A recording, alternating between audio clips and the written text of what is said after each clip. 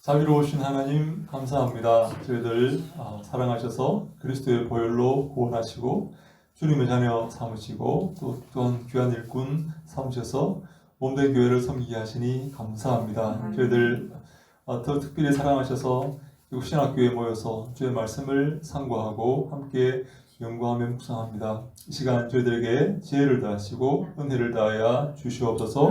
사랑하는 종들과 함께 하시고 축복하시고 주님의 뜻 가운데 주님이 기뻐하시는 귀한 사명 감당할 수 있도록 도와주시옵소서. 말씀 나눌 때에 아버지 이 말씀이 잘 이해가 되게 하시고 사도 바울의 그 마음을 잘 이해하여서 그 마음을 아버지 많은 사람들에게 전파하는 저희들 다 되게 하여 주시옵소서. 예수님 이름으로 기도하옵나이다. 아멘. 아멘. 네, 오늘 우리가 해야 될 내용은요. 23페이지 맨 밑에 부분입니다. 23페이지 맨 밑에 부분, 우리 4장 20절, 내가 이제라도 4장 20절, 내가 이제라도 찾았습니까? 네.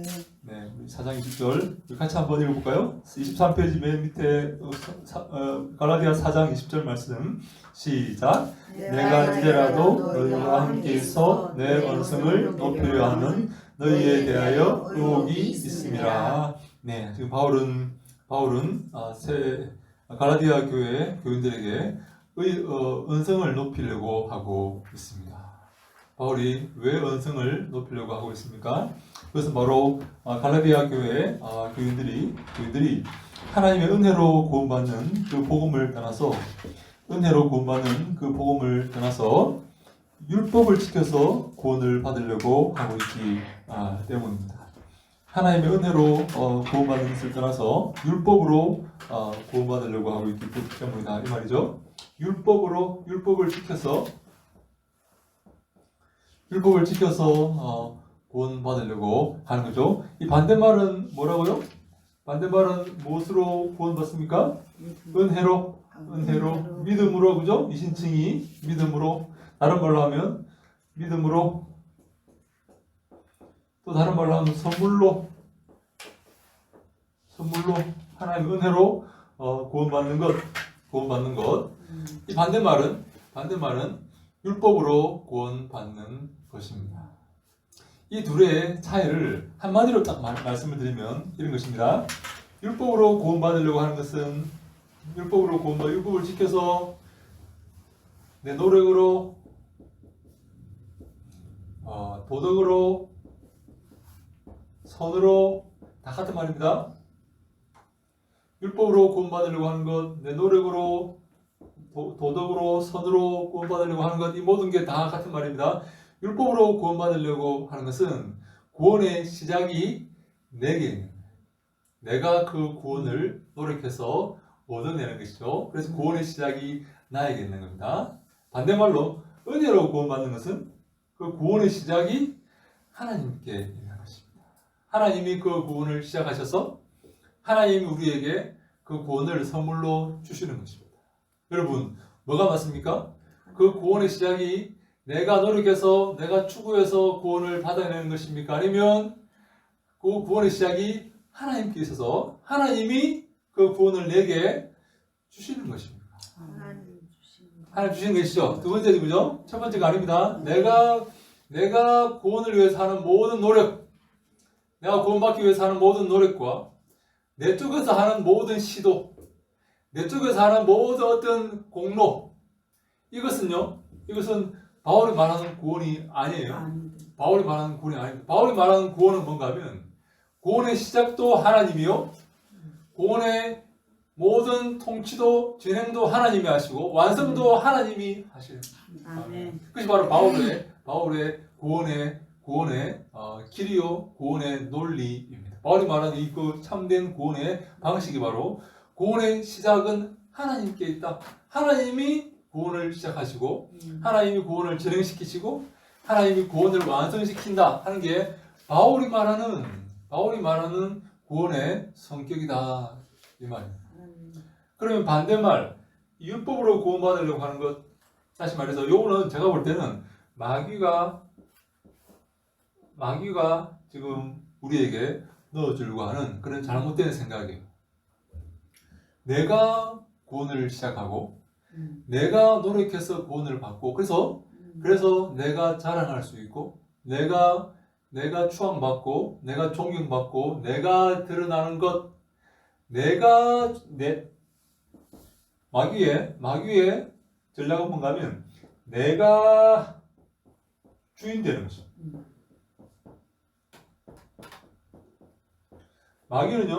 마귀는 내가 주인 되라고 말합니다. 너가 주인이야. 내 인생의 결정은 너가 하는 거야. 너가 구원을 이룰 수도 있고 너가 구원을 버릴 수도 있어. 너가 결정하는 거야. 너가 너 인생의 주인 되는 거야.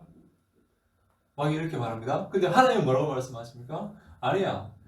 하나님이 주인이야. 아멘. 하나님이 주인 되시고 하나님이 창조하셨고 하나님이 우리를 구원하시고 하나님 영광 받으시는 거야. 이렇게 말씀을 하시는 거야.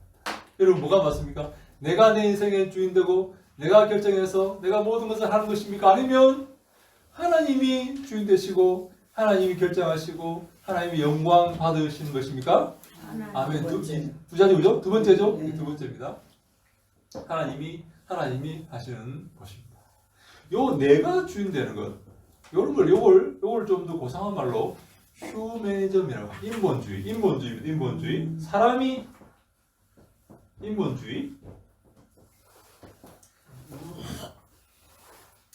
사람이 근본 되는 것이죠. 인본주의. 사람이 본이 되는 것입니다. 사람이 본이 되는 거죠. 반대말은 하나님이 주인 되는 것은 뭐라고 부르냐면 신본주의는 거죠. 신본주의. 그죠? 신본주의. 하나님이 주인 되고 하나님이 근본 되는 것이다.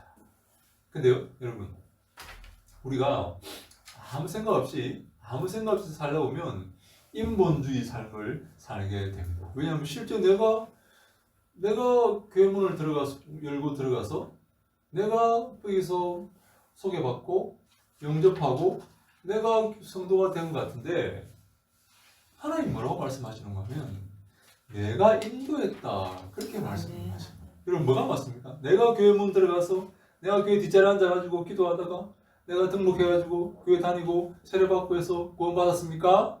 아니면 하나님께서 나를 택하시고 부르시고 인도하시고 감동하셔서 교회로 인도하셔서 구원 받게 하셨습니까? 첫 번째입니까? 두 번째입니까? 두 번째입니다. 두 번째. 네. 우리가 곰곰이 생각해보면 가만히 기도하면 생각해보면 두 번째가 맞아요. 근데 아무 생각 없이 살면 첫 번째처럼 삽니다. 내가 결정하죠. 내가 지금 점심 때 뭘 먹을까, 이걸 먹을까, 저걸 먹을까 결정하는 것 같죠. 내가 교회 갈까, 절에 갈까, 교회 갈까, 절에 갈까. 그래 어젯밤에 고민하다가 에이 할머니가 교회 가라고 전에 한번 말씀하셨던 것 같은데 교회 가야지. 그래서 교회 가서 내가 구원받았는 것 같이 보이는데 실제로는 하나님께서 우리를 예정하시고 계획하시고 부르셔서 내 마음속에 감동을 주셔서 내가 교회 문을 열고 들어오게 하신 것이죠. 이런 게 신본주의라고 하는 거예요. 하나님을 근본으로 하는 거죠. 하나님의 근본. 인본주의는 내가 드러나는, 내가 잘났어, 내가 최고야, 내가 영광 받아야 돼, 내가 주인이야, 내가 내 삶의 주인 되는 거예요. 이거 인본주의. 잘못된 겁니다. 내 삶의 주인은 누구십니까? 예수님, 하나님. 내 삶의 주인 하나님. 바로 그것을 말합니다. 그런데 바울은 이 부분에서 갈라디아 교회에 들어온 거짓 교사가 율법을 지켜서 구원받는다라고 주장하고 잘못된 가르침을 가르치는 것을 보고 다시 합니다. 바울은 갈라디아 교회 자기가 1차 선교여행 때 세운 그 교회에 잘못된 교사가 들어와서 이신칭의의 복음, 믿음으로 구원받는 그 복음을 버리고 율법을 지켜서 구원받으려고 하는 그런 잘못된 가르침이 갈라디아 교회에 들어오자 바울은 어떻게 합니까? 언성을 높이겠다 그렇게 언성을 높이겠다. 바울은 거기에서 언성을 높이고 있습니다. 그래서 뭐라고 하냐면 너희에 대하여 의혹이 있습니다. 이렇게 말합니다. 잘못된 그런 문제가 있다는 거죠.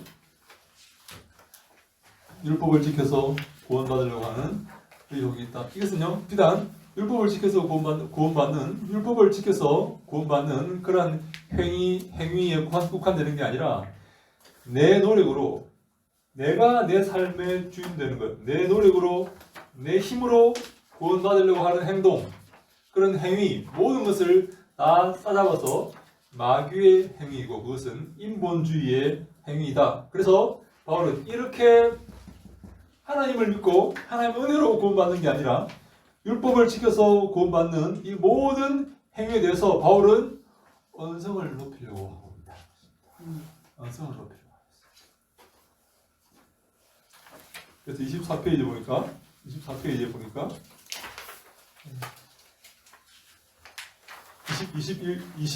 21절 말씀 함께 읽어볼까요? 함께 읽습니다. 시작. 내게 말하라. 율법 아래에 있고자 하는 자들아, 율법을 듣지 못하였느냐. 율법 아래에 있고자 하는 자들아, 율법을 지켜서 구원받으려고 하는 자들아, 은혜를 선택하지 않고 믿음을 선택하지 않고 율법을 선택하여서 율법 아래에 있고자 하는 자들아, 율법이 무엇인지 모르느냐 라고 말하는 것입니다. 율법이 무엇이? 율법은 예수 그리스도께 인도하는 초등교사에 불과하다. 그런데 왜 율법으로 다시 돌아가려고 하느냐? 왜 율법 아래에 있고자 하느냐? 이제 너희들 하나님의 자녀가 되었고 성숙한 사람이 되었으면 이제 율법을 벗어나서 하나님의 자녀로서의 삶을 살아야지. 왜 율법으로 돌아가려고 하느냐? 라고 바울이 지금 언성을 높이고 있는 것입니다. 특별히 바울은 오늘 이 율법에 대해서 이야기하는데, 이 율법을 이야기하면서 한 가지 비유를 이렇게 말을 하고 있어요. 율법을 이야기하면서 바울은 지금 한 가지 비유를 말하는데, 아브라함에게 여러분 두 자녀가 있었죠. 아브라함의 독자 이삭과 하갈에서 태어난 자녀도 있죠. 이스마엘. 바울이 참 놀라운 이 비유를 하나 이렇게 듭니다. 이 바울이 비유를 드는데, 아브라함에게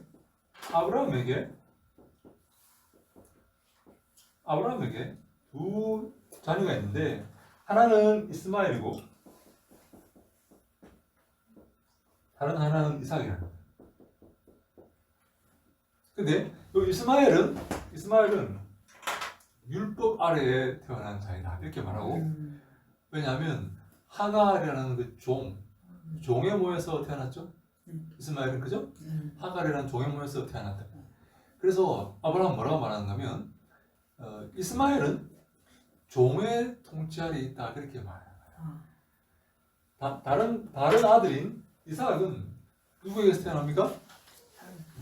사라는 사라에 태어난 이 아이는 자유인의 아이라 이렇게 말해요. 자유자. 다시 말합니다. 이스마엘은 종의 아들이고 이삭은 자유인의 아들이다 그렇게 말해요. 그래서 이 이스마엘, 너희들이 하나님이 이삭을 축복하시냐 이스마엘을 축복하시냐 라고 말합니다. 여러분, 하나님이 누굴 축복하십니까? 이삭을 축복하십니다. 이스마엘을 축복하는 게 아니, 종의 아들을 축복하는 게 아닙니다. 네, 종의 아들을 축복하는 게 아니에요. 요 종의 아들은 이건 종이에요. 종의 아들. 하갈이라는 종의 아들이고, 또 이삭은 자유인의, 사라라는 자유인의 아이다. 왜 너희들은 여러분 누구의 자손이 되고 싶으십니까? 이스마엘의 자손이 되기를 원하십니까? 이삭의 자손이 되기를 원하십니까? 이삭입니까? 왜 천천히 이야기합니까? 빨리 이야기하시죠. 뜸들였다가 얘기하시는 겁니까? 자, 이삭입니다. 그죠? 네, 두말할 것도 없이 이삭입니다. 이스마엘은 여러분 지금 이스마엘 후손들이 지금 얼마나 중동에서 싸우고 있습니다.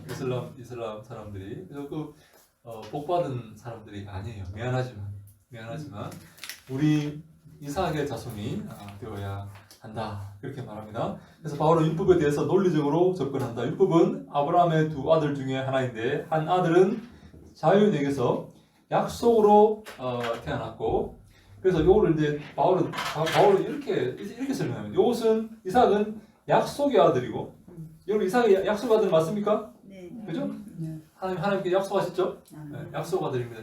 이삭은 약속입니다. 그죠? 약속의 아들이죠? 내가 내게 아들을 주겠다라고 약속하셨죠? 그죠? 이스마엘은 약속의 아들이 아니라 육체의 아들이야. 육체의 아들. 사람의 뜻으로 여러분 하나님께서 아브라함에게 아들을 주신다고 이렇게 했는데 사라가 혹은 아브라함이 그 약속을 믿지 못했어요. 믿지 못해가 어떻게 했습니까? 하갈을 준 거예요. 내 여종과 동침하라 이렇게 준 거예요. 아브라함은 약속의 아들은 이삭이고 약속을 믿지 못하여서 육신으로 노력하려고 육신적으로 어떻게 해보려고 한 그 아들은 누구라고요? 이스마엘. 그래서 다시 정리합니다. 이삭은 하나님께서 주신 아들 맞습니까? 아멘. 그래서 아브라함과 사라가 더 이상 자녀를 생산할 수 없을 그런 상황에서 하나님께서 이 아이를 이삭을 주셨죠. 이삭은 하나님이 주신 아들 맞습니까? 아멘. 그런데요, 이스마엘은 그렇지 않다. 이스마엘은 육신을 따라 났다. 육신의 걱정과 육신의 욕망과 육신의 뜻대로 이제 대를 이을 아들이 이렇게 태어나지 못할 것 같으니까 여종을 붙여가지고 육신적인 의도로 이렇게 아들을 이렇게 얻었다는 거예요. 그래서 이스마엘을 육체를 통해 태어났다. 그렇게 표현을 하는 것입니다. 여러분 이해가 좀 되시죠? 네. 지금 바울이 지금 이렇게 두 가지로 크게 구분합니다. 아브라함에게 두 아들이 있었다.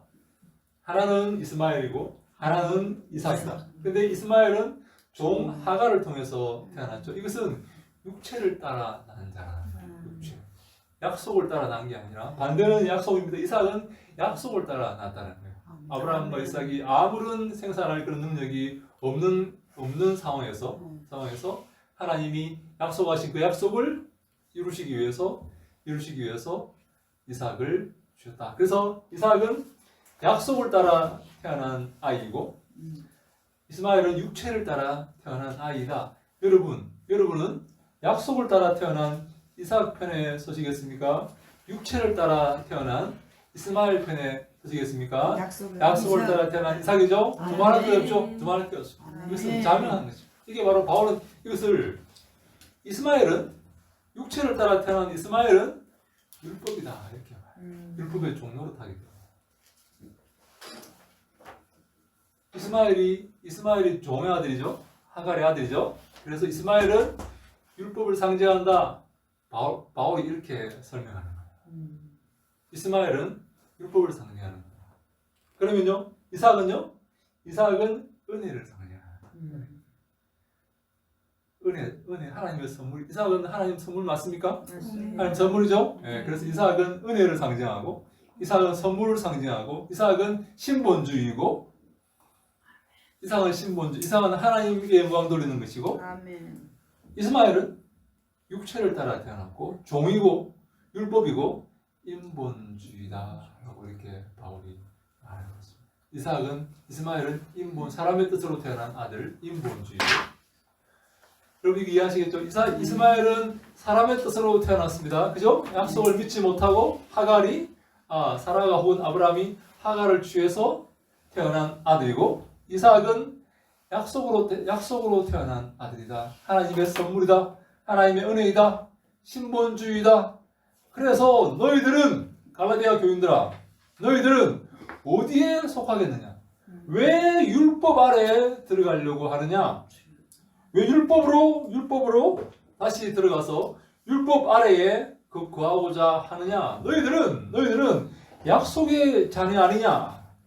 너희들은 하나님의 은혜의 성도들이 아니더냐? 하나님의 은혜로 구원받은 하나님의 선물로 구원받은 자들이 아니더냐? 그러면 너희들은 자유인이고 이삭의 그런 자손인데 왜 율법으로 들어가서 종의 자녀가 되려고 하느냐?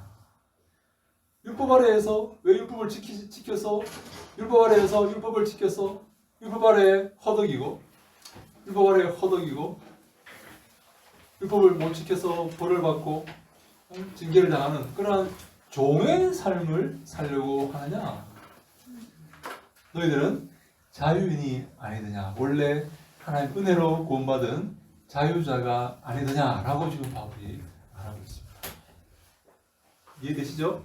네, 우리 그 밑에 22절, 23절 말씀 한번 같이 한번 읽어볼까요? 22절, 23절 말씀 시작. 기록된 바 아브라함에게 두 아들이 있으니 하나는 여종에게서 하나는 자유 있는 여자에게서 낳다 하였으며 여종에게서는 육체를 따라 낳고 자유 있는 여자에게서는 약속으로 말미암았느니라. 아멘. 여종에게 육체를 따라 낳은 하나님의 뜻으로 낳은 게 아니라 인간의 욕심과 인간의 걱정과 인간의 어떤 그것으로 의도를 통해서 태어났고 이 이삭은 약속을 따라 하나님의 약속과 하나님의 은혜와 하나님의 선물로 태어났다. 그래서 왜 율법 아래에 돌아가고자 하느냐? 너희들은 하나님의 선물로 하나님의 은혜로 믿음으로 구원받은 약속의 자녀가 아니더냐라고 지금 바울이 이렇게 언성을 높이고 있는 것입니다.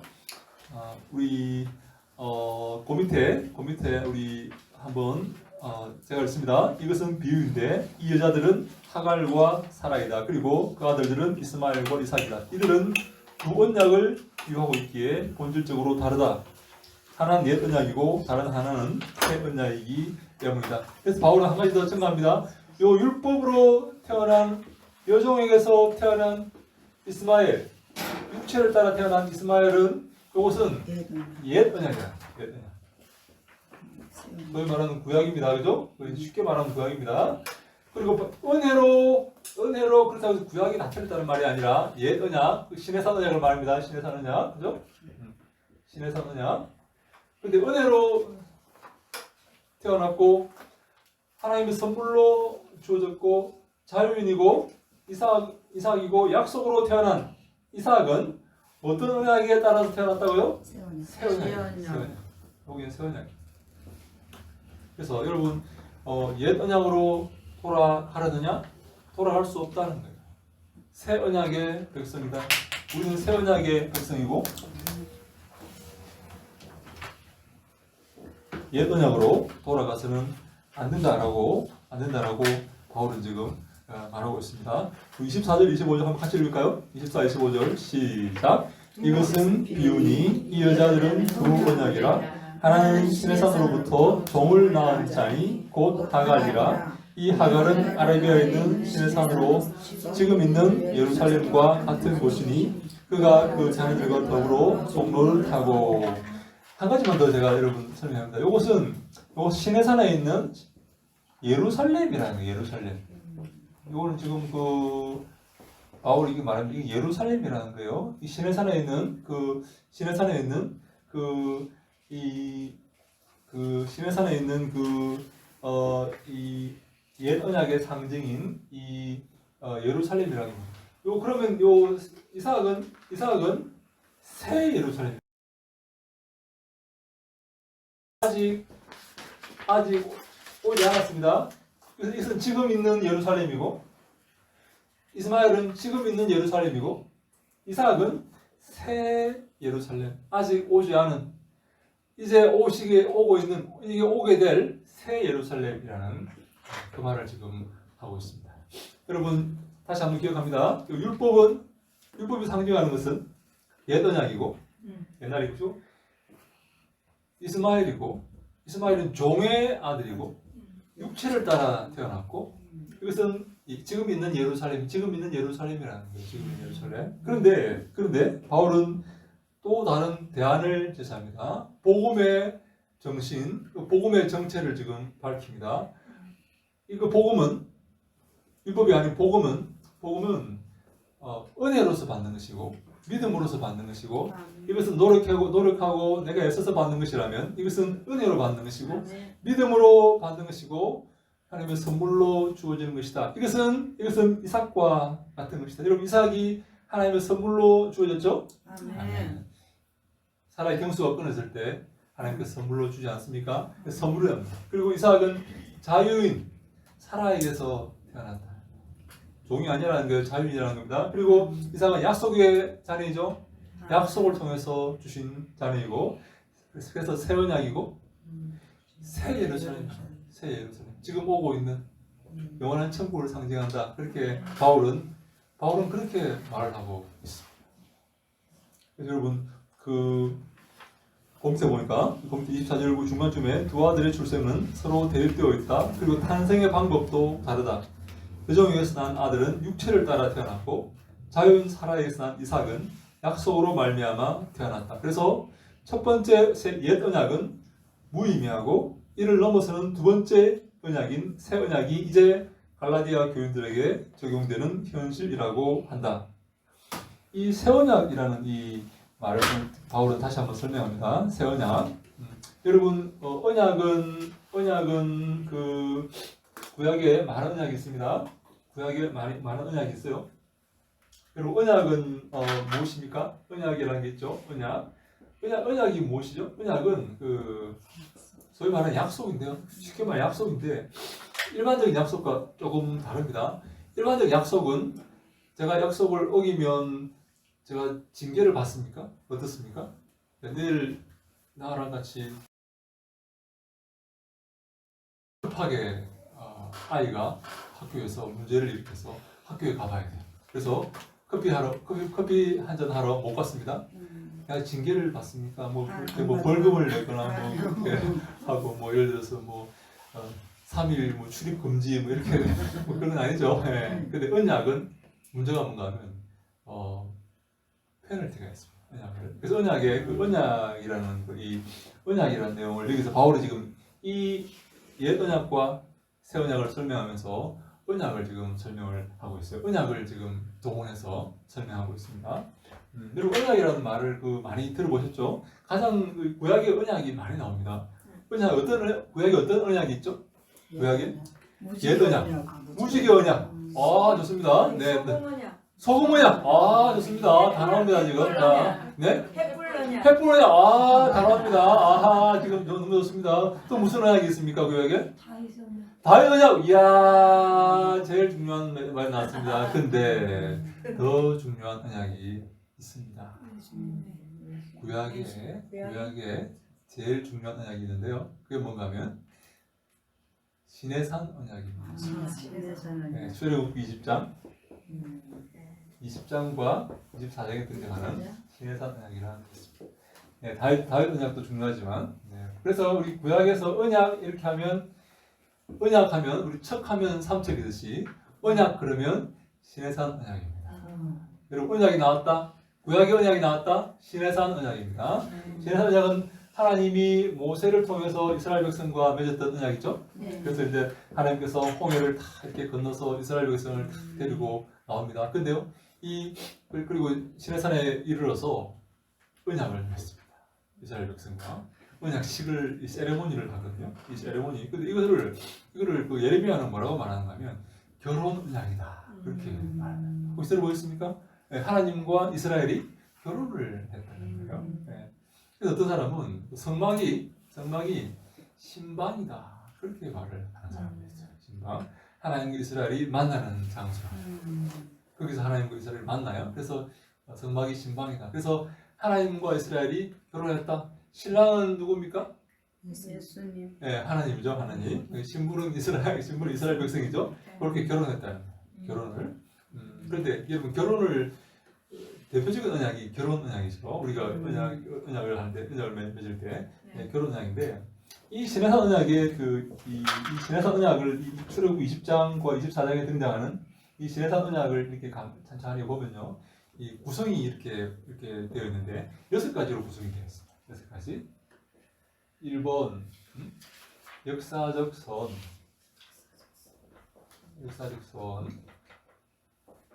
2번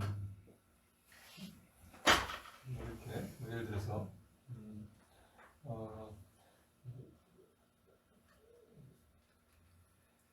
세부 조항 뭐 3번 이렇게 해서 뭐 어겼을 때 벌칙 어기면 어떻게 되는지 벌칙이 저주가 있다든지 저주가 있을지 이런 식으로 뭐 4번 뭐 식사. 근데 여러분 제가 솔직히 지금 내가 옛날에 이렇게 공부했던 거라서 지금 다 기억이 안 납니다. 저게 지금 세부 세부조항. 오케이, 좋습니다. 제가 글자를 잘 못 써가지고, 세부조항. 그렇게 여러분 물어보십시오. 이게 뭔지, 도대체 뭐라고 써놓은 거냐고 물어보셔야 됩니다. 이제 그런 게 있어요. 역사에서는 뭔가 하면, 이제 하나님과 이스라엘 백성이 언약을 맺죠. 내가 너를 창조했고, 너 전에는 이렇게 살았고, 이렇게 우리가 사라져왔지 않느냐? 이렇게 말하면서 이제 여기 세부조항을 이렇게 할 때 이렇게 하고 이렇게 약속을 맺자 언약을 맺자 이렇게 세부조항 하는 거예요. 그리고 그 난 뒤에는 신에게 맹세하는 거. 어기는 자에게는 저주가 있을지어다. 맨 마지막에 식사 같이 하고 이렇게 마치는 6가지인데 내가 지금 다 기억이 안 납니다. 하여간 다음에 찾아와서 제가 이렇게 다 한번 설명을 해드릴게요. 이런 언약이 있는데 언약이 이렇게 이런 신해산 언약이 이런 형식으로 되어 있습니다. 내가 너희들과 지금까지 살아왔고 창조했고 지금까지 살아왔자 이렇게 내가 너희들과 좋은 관계를 유지하며 살아왔지 않느냐? 그래서 이렇게 이런 조항 약속을 맺는 거예요. 그리고 어기는 자는 저주를 받을지어다. 이렇게 해서 이렇게 맺는 거예요. 6가지 조항을 맺는데 요 6가지 조항이 많은 사람들이 저건 꾸며낸 거다. 이건 이스라엘 백성들이 바벨론 포로 잡혀갔을 때 하나님과의 그 언약을 기억하기 위해서 그들이 선민이라는 사실을 기억하기 위해서 모세오경을 거기서 썼고 이런 언약을 꾸며낸 것이다 라고 많은 사람이 주장했어요. 근데 최근도 아니에요. 1950년대에 이 히타이트의 이 헷 족속입니다. 이 뭐 이렇게 제가 잘 모르 히타이트의 헷 족속이죠. 히타이트의 종주 조약이 발견이 됐어요. 히타이트 민족 헷 족속이죠. 가 최근에 발견이 됐어요. 고고하기 위해서 발견이 돼요. 히타이트의 3,500년 전에 3,000년 혹은 3,500년 전에 히타이트 족속이 언약을 맺었던 그 종과 주인이 맺은 언약입니다. 종과 주인이 맺은 언약의 형식이 최근에 발견이 된 거예요. 거기 보니까 신해산 언약과 똑같은 형식으로 되어 있는 거예요. 그래서 이 신해산 언약이 옛날에 실제 하나님과 이스라엘 백성이 실제로 맺었던 언약임이 드러나버린 거죠. 그 전까지는 꾸며낸 거야. 무슨 이런 언약을 맺어. 나중에 바벨론에서 그렇게 사람들이 모세오경을 쓰면서 이렇게 많이 거짓말로 만들어낸 거야. 이런 언약이 왜 있었어? 그렇게 말하지만 히타이트의 종주, 이 히타이트 족속은요. 이 히타이트족은 이 헷 족속은요. 이 종주 조약과 그리고 이 평등 조약이 있어요. 평등. 히타이트 제가 어저께 전세 계약을 했거든요. 전세 잘 모르셨죠? 뭐 알 필요 없지만 하여간 집 주인하고 계약하지 않습니까? 계약서를 몇 부 씁니까? 2개 쓰죠. 왜 2개 씁니까? 서로 나눠 가야 돼요. 서로 나눠 가야 되는 말이죠. 나눠 가야 돼요. 왜 서로 나눠 가십니까? 근거가 한 사람이 다 가지고 있으면 어떻게 됩니까? 병양 네? 잘 모르세요? 이런 계약 안 해보셨어요? 한 사람이 이렇게 2개 가지고 있다가 뭐 없애버리고 뭐 계약 없다고 이렇게 할 수 있는 거고, 그죠? 계약 내용을 뭐 바꿔가지고 뭘 할 수 있는 거니까 반드시 나눠 가지죠. 그래서 모세가 이렇게 시내산 언약에서 언약을 맺고 그 돌판을 가지고 이렇게 내려오면서 그 돌판이 계약서라는 거예요. 계약서. 하나님과 이스라엘 백성이 맺었던 계약서. 그 2개를 근데 모세는 2개를요 돌판을 2개 다 갖고 하나는 하나님 갖고 계시고 하나는 이스라엘 백성이 갖고 있어야 되는데 모세는 두 개를 갖고 내려갑니다. 그래서 모세가 내려오면서 아론이 송아지를 만드는 걸 보면서 그 계약서 두 개를 어떻게 합니까? 깨부셔서 가루를 내서. 왜 그걸 깨버립니까? 무상성. 계약 무효다. 계약 무효. 뭐요? 계약 무효. 이 계약대로 하면 너희들 다 죽었다. 너희들. 이 계약대로 하면 계약 위반이기 때문에 그렇지.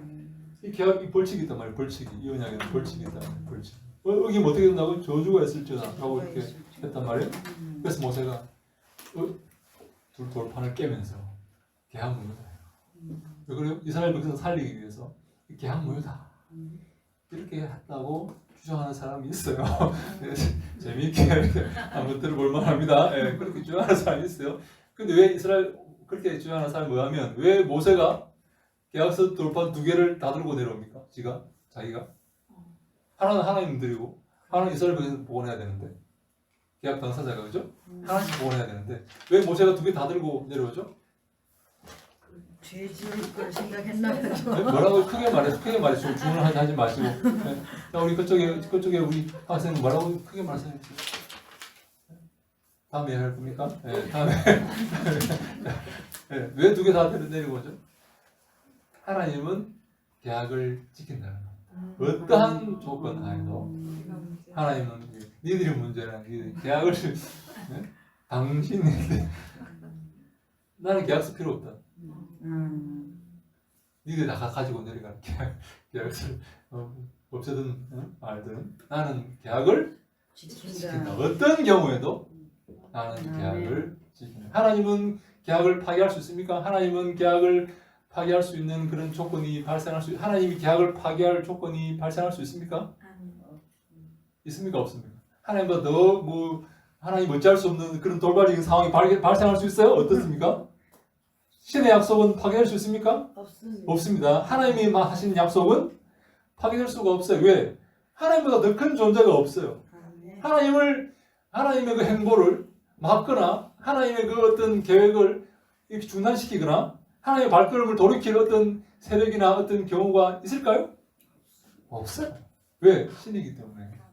그래서 신의 약속은 하나님의 약속은 파괴될 수가 없는 거예요. 하나님 입장에서. 하나님 파기하지 않으십니다. 할 수도 없어요. 어느 누구도 하나님의 그 약속을 중지시키거나 돌이키거나 무효화시키거나 파기할 수가 없습니다. 왜? 그분은 하나님이시기 때문에 그런 거예요. 문제는 뭔가 하면 우리가 문제예요. 우리는 언제든지 약속을 파기하죠. 네, 우리는 언제든지 하나님 약속을 어기고 하나님을 배신하고 돌이키고 배신하죠. 이 언약을 지키지 않는 거죠. 이 언약을 지키는 것을 의라고 부르죠. 이걸 의라고 부르죠. 제다카 이거를 이 언약을 배신하고 언약을 지키지 않는 것 이것을 불의라고 부르죠. 성경에서 이걸 불의하다 그럽니다.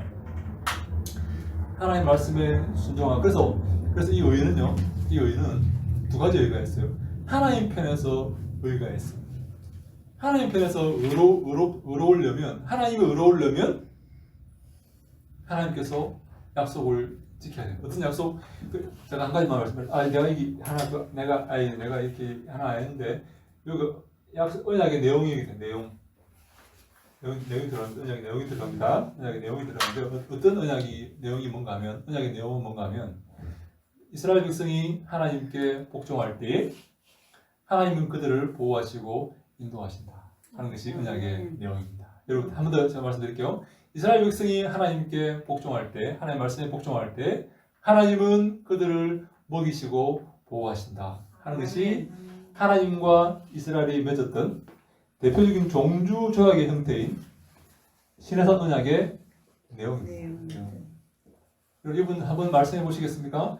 신해산 언약의 내용이 뭐라고요?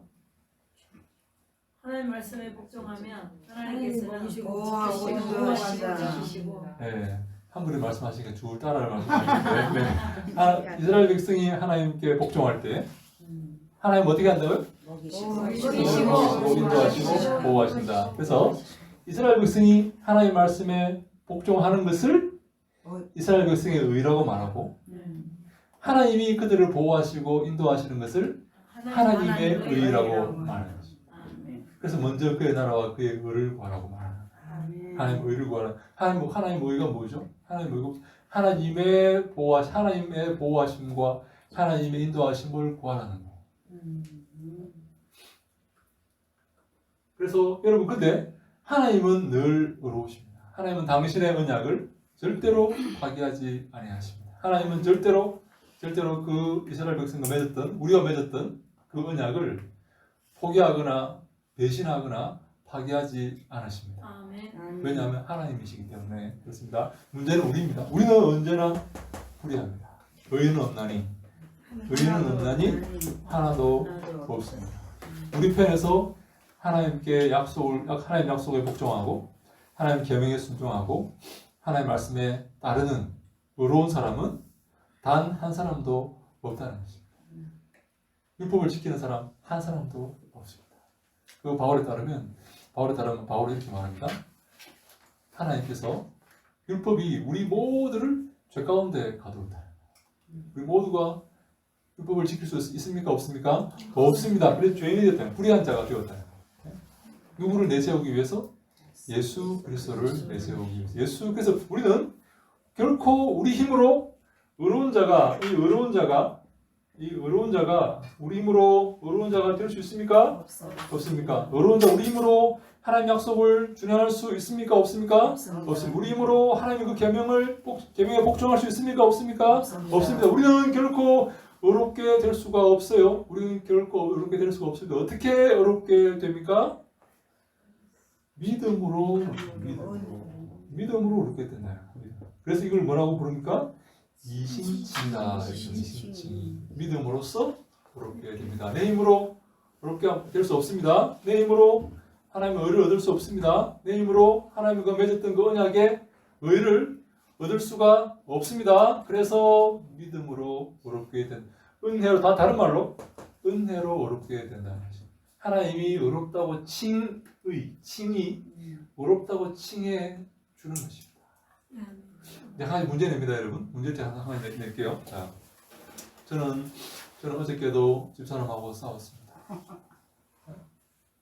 집사람 안 싸웠는데 싸웠다 합시다. 그냥 안 싸웠습니다. 집사람 안 싸웠다. 집사람하고 싸우다가 죽는 수가 있어. 밤에 죽는 수가 있어요. 안 싸웁니다. 자, 그런데 왜 이렇게 늘 여러분 좋아합니까? 이렇게. 자, 근데 이제 안 싸웠습니다. 안 싸웠는데 나는 싸웠다 합시다. 근데 하나님 싸웠다 합시다. 근데 하나님이 저보고 어렵다고 말씀하셨어요. 저보고 어렵대요. 나는 싸우고 집사람하고 싸워가지고 지금 속이 불편한데 하나님 저보고 나는 죄를 지었는데 날들어 하나님 어렵다는 거예요. 그리고 제가 죄인입니까? 의인입니까? 의인입니까? 왜 의인입니까? 하나님께서 하셨습니다. 네, 하나님께서 어렵다 하시기 때문에 그 죄인인지 의인인지 불의한지 의로운지는 누가 판단합니까? 하나님이 판단하십니다. 여러분 제가 예수 믿을 때 믿음으로 의롭다함을 받았습니다. 믿음으로 의롭다함을 받았습니다. 여러분 그래서 요즘 그 나오는 저를 한번 보세요. 요즘 나오는 그 이론 중에 하나가 이 유보적 칭의론이라는 거예요. 유보적 칭의론. 유명한 사람들이 혹시 들어보셨습니까? 안 들어보지 뭐 들어볼 필요 없습니다. 유보적 칭의론이라는 거예요. 제 유튜브에 이렇게 올려놨습니다. 유명한 사람들이 칭의가 유보되었다. 언제까지? 천국 갈 때까지 유보되었다. 왜요? 한국 교회가 개혁판이기 때문에. 한국 교회가 엉망이죠. 한국 교회 엉망입니다. 여러분 신학교도 엉망입니다. 이 신학교 말하는 게 아니라 다른 신학교 내가 하고 있는 다른 신학교. 여러분 왜 그렇습니까? 구원 받았다고 생각하기 때문에. 내가 구원 받았기 때문에 내 마음대로 살아도 된다고 생각을 하는 거죠. 이걸 위해서 똑같은 거잖아. 똑같아요. 구원파랑 똑같아요. 신학 우리 지금 정통 신학교가 네. 구원받을 따라가는 거네. 그런 게 있어요. 여러분 혹시 그런 마음 없습니까? 내 구원받았기 때문에 죄를 좀 지어도 괜찮다고 생각하는 그런 마음 없습니까? 네?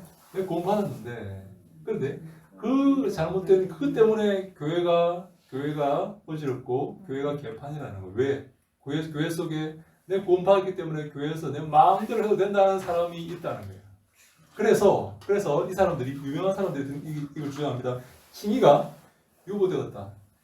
주님 나라 갈 때까지 어렵게 된 게 아니다. 어렵게 되어 가고 있다. 중간에 탈락할 수도 있다라고 말하는 거예요. 여러분의 구원이 중간에 주님 나라 갈 때까지 중간에 탈락할 수 있습니까? 없어요. 있습니까? 없습니까? 여러분 잘 갈등하시네. 자, 내 칭의가 주님 나라 갈 때까지 가다가 중간에 구원 열차에서 뛰어내릴 수 있습니까? 나는 구원 열차 타고서 지금 가는데 천국으로 가는데 중간에 뛰어내릴 수 있습니까? 어떻습니까? 없어요. 없습니까? 있습니까? 있습니까? 없습니까? 없습니까? 있을 수도 있을 있을 수도 있고 있을 수도 있고 없을 수도 있습니까? 예. 그 사람들이 유보적 칭의가 유보됐다는 거예요. 중간에 뛰어낼 수 있다는 거예요. 중간에 탈락할 수 있다는 거예요. 근데 여러분 하나님은 뭐라고요? 하나님 기준에서는 없을 것 같아요. 그렇죠. 지금 제가 지금 그 얘기 하려고 하는 거예요 지금. 예. 내가 믿을 때 이신칭이잖아요. 믿음으로써 어렵다고 받는 거예요. 내가 믿을 때 하나님이 나를 어렵다고 하신 거죠. 내가 믿을 때 언제요? 내가 주 앞에 주님 나라 갔을 때 어려운 겁니까? 내가 믿을 때 하나님이 어렵다고 하신 거예요. 내가 믿을 때. 나 지금 믿었어요. 하여간 내가 믿음을 받아서 이렇게 믿었어요. 그죠? 이 시간. 근데 내 삶은 여전히 개판이에요. 그건 진짜 믿는 게 아니죠. 잠깐만요. 그렇게 내가 지금 행위록이잖아. 진짜 믿는 거는 그럴 수가 없어. 잠깐만요. 끝까지 들어보세요. 내가 지금 믿을 때 하여간 믿었어요. 난 예수님이 계시구나. 예수님이 내 구주이시구나. 근데 나는 집에 가면 여전히 술 마시고 개판이에요. 근데 나는 그걸 알아버렸어요. 예수님이 계시고 내가 죄인이고 내가 예수를 믿어야지 구원받는다는 사실을 알아버린 거예요. 어느 순간 여전히 술 마시고 있어요. 집에 가서 집에 가면 술 한잔 해야지 이렇게 하고 있어요. 근데 그걸 알아버리는 어느 순간 내가 알고 싶어서 한 것도 아니고 내게 주어졌어요. 알아버렸어요. 그래서 내가 주님 무릎 꿇고 그 앞에서 주님 제가 주를 믿겠습니다. 주님 제 구주가 되셔서 감사합니다. 이제부터 새 사람이 되도록 노력하겠나이다 라고 결심을 했습니다. 믿었어요? 술을 이제 2병 먹더니 1병 먹기로 이렇게 한 거지 이제 한 거에 먹는 집안 또 먹어요 분명히. 이제는 소주 먹다가 맥주를 먹는지 모르겠어. 하여간 먹어요. 자 근데 내가 지금 믿었어요? 내가 어려운 자입니까? 어려운 자가 아닙니까? 어려운 어려운 자가 되었어. 어려운 자입니까? 네. 근데 이 사람들은 유보되었다. 아직까지 주님 나라 갈 때까지 칭의가 유보된 거다. 근데 우리는 어려운 자가 됐는데 왜 어려운 자가 됐냐면요. 이게 왜 내가 여전히 내 삶이 술을 마시고 여전히 문제가 많은 삶이지만 내가 이 믿는 그 순간 주를 발견하고 주께 나의 마음을 고백하고 예수 그리스도를 구주로 영접하는 그 순간 내가 어려운 자가 된 것이 왜냐하면 하나님이 나를 어렵다고 했기 때문에 어려운 자가 된 거예요. 내 삶은 형편이 없어요. 여전히 형편이 없어요. 여전히 문제가 많은 삶이고 자빠지는 삶이고 여전히 집에 가면 싸우고 난립니다. 근데 내가 믿는 그 순간 하나님 나를 어렵다고 하신 거예요. 믿을 때 이신칭이에요. 믿을 때 어렵다고 하신 거예요. 근데 나를 돌아보면 내 삶을 돌아보면 여전히 문제가 많아요. 옆집 아줌마는 날마다 이렇게 나를 욕해요. 저 사람 형편없다 욕해.